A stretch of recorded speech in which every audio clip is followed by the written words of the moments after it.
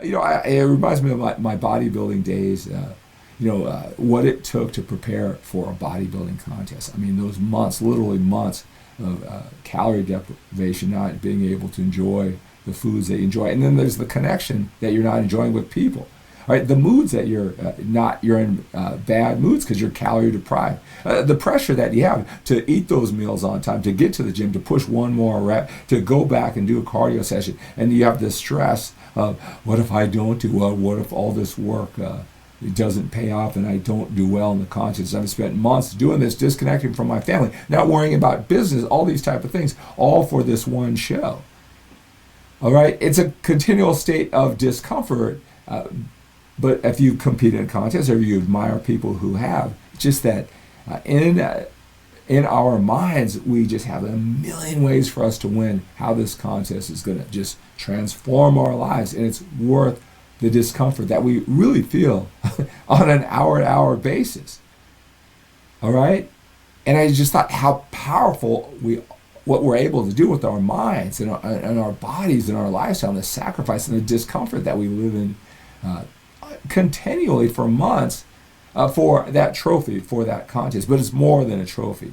If you've entered a contest or you admire people, or maybe you're new to this whole bodybuilding thing, I'm your first exposure to it, but you admire people who can do that, maybe it's tough for you just to stick to a diet, right?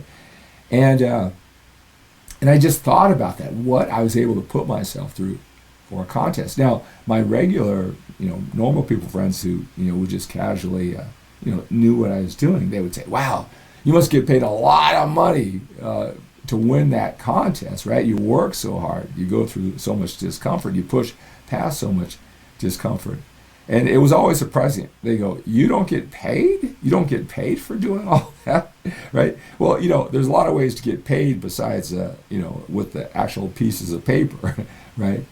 And in my mind, what it was going to launch me to, whatever it was, a million ways to win. That's how I was able to push past that discomfort, right? And I was thinking, that is the key to push past any discomfort.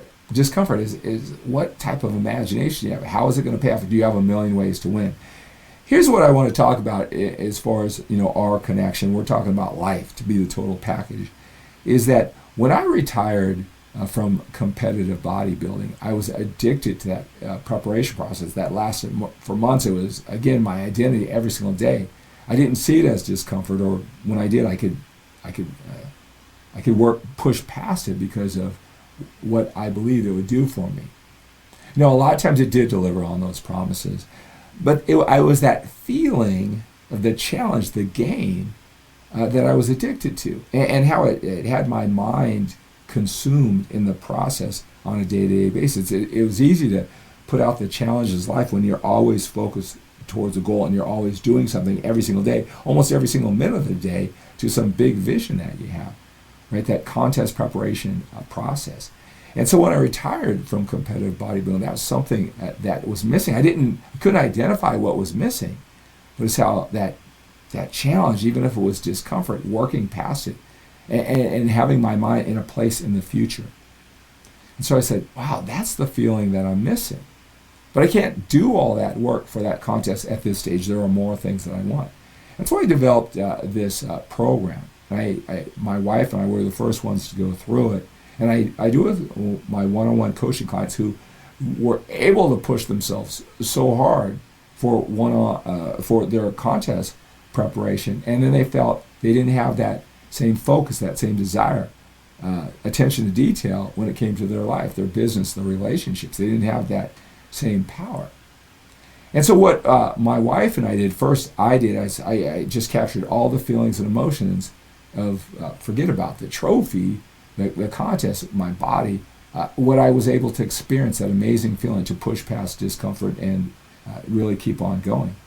What were those feelings? And what I did is I listed all those feelings and emotions of what it got me.